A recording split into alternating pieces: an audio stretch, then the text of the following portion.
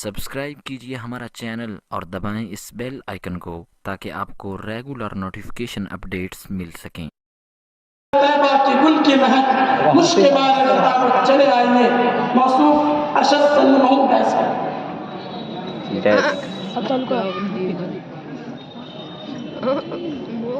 अस्सलामु अलैकुम व रहमतुल्लाहि व बरकातुहू। अल्हम्दुलिल्लाह रब्बिल आलमीन वस्सलातु वस्सलामु अला सय्यिदिल मुरसलीन व अला आलिहि व अस्हाबिहि अजमईन अम्मा बाद फ़अऊज़ु बिल्लाहि मिनश शैतानिर रजीम बिस्मिल्लाहिर रहमानिर रहीम इन्नस सलाता तन्हा अनिल फ़हशाइ वल मुनकर। वो एक सजदा जिसे तू गिरा समझता है, वो एक सजदा जिसे तू गिरा समझता है, हजारों सजदों से देता है आदमी को नजात। नौजवानाने इस्लाम, नमाज इतनी अहम तरीन इबादत है कि सजदा हज़रत आदम अलैहिस्सलाम से लेकर जितने अम्बिया किराम इस दारे फानी में तशरीफ लाए, हर नबी की शरीयत में नमाज फर्ज रही और उस नबी के पैरोकार उस पर अमल करते रहे। इसी तरह उम्मत मुहम्मदिया सल्लल्लाहु अलैहि वसल्लम पर भी 5 वक्त की नमाज़ें हर बालिग मुसलमान मर्द औरत पर फर्ज करार दी गई।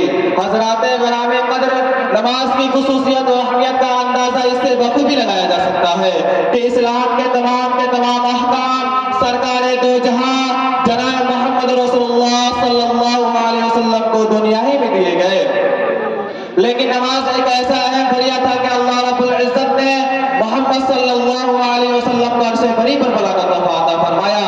यही वो इबादत है जिससे इंसान को कभी छुटकारा नहीं, चाहे सफर में हो या हदर में, घर में हो या बाहर, मकाने में हो या गुजरगाहों में, मैदान में हो या पहाड़ों पर, सनसनाते हुए नेज़े के ज़फ़र हो या चमकती तलवारों के साए में, गमी में हो या खुशी में, नबी हो या वली, मुफक्किर हो या मुदब्बिर, गर्ज़ दुनिया का कोई भी मुसलमान हो, गरीब अमीर, ज़ातो पाक, हस्ब नसब का कोई इम्तियाज नहीं, फर्द या कौम की कोई तखसीस नहीं, हर एक को खाना खुदा में एक साथ सजदा रेज़ होना है।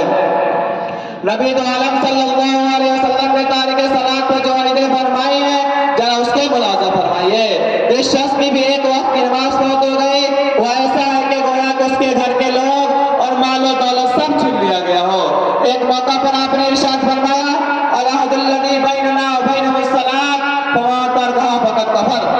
वो अहद जो हमारे और मुनाफिकीन के दरमियान है वो नमाज है। जिसने नमाज को तर्क किया उसने कुफ्र को ज़ाहिर किया।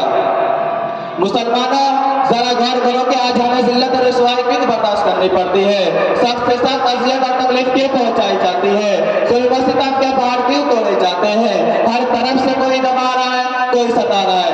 इसकी क्या वजह है? क्या हमने कभी इस पर गौर किया?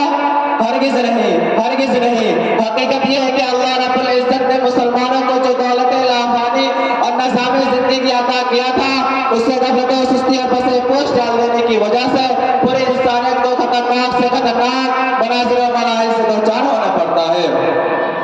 आलम इस्लाम के मुसलमानों के चाहिए कि यह बात अपने दिलों में बैठा ले कि ईमान और अकीदे के बाद बारी ताला ने इंसानों को जो दौलत लाफानी दिया है वह नमाज है। अगर हम नमाज सही ढंग से अदा करते रहे तो हमारी दीनी दुनियावी मसाइल हल हो सकते हैं, मुरझाई हुई जिंदगी खुशगवार हो सकती है, क्योंकि नमाजी रूह को रोशन, तबीयत को हमवार और दिमाग को दुरुस्त करती है, फहश व हयाई से दूर और खुदा से करीब कर देती है। जैसा कि नौजवान अंसारी रोजमर्रा हुजूर सल्लल्लाहु अलैहि वसल्लम के पीछे 5 वक्त नमाज़ें पढ़ते और गुनाहों के काम भी किया करते थे। बेगर असहाब रसूलुल्लाह सल्लल्लाहु अलैहि वसल्लम की शिकायत की कि ये नमाज नहीं पढ़ते हैं और हर किस्म की बुराई बराबर करते रहते हैं। आप सल्लल्लाहु अलैहि वसल्लम ने इरशाद फरमाया उसकी नमाज उसकी बुराइयों को रोक देगी। चंद ही दिन गुजरे थे कि उस सहाबी ने तमाम बुरे कामों से तौबा कर ली। नमाज इंसान को मुनकरात से बचाती है और नेक कामों की तरफ बुलाती है। हय्या अलल फलाह, हय्या अलल फलाह, आओ कामयाबी की तरफ, आओ कामयाबी की तरफ।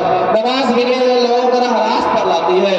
यही नहीं बल्कि नमाज रज़ाए इलाही का सबब है, नफ्से अम्मारा और शैतान का हथियार है, कब्र के अंदर रोशनी का जरिया है, पुरुषरात के लिए परवाना असरत है। नमाज वो ताकतवर आला है जो बंदे को अल्लाह से करीब कर देता है। वो आखिर दावाना अल्हम्दुलिल्लाहि रब्बिल आलमीन। इसके बाद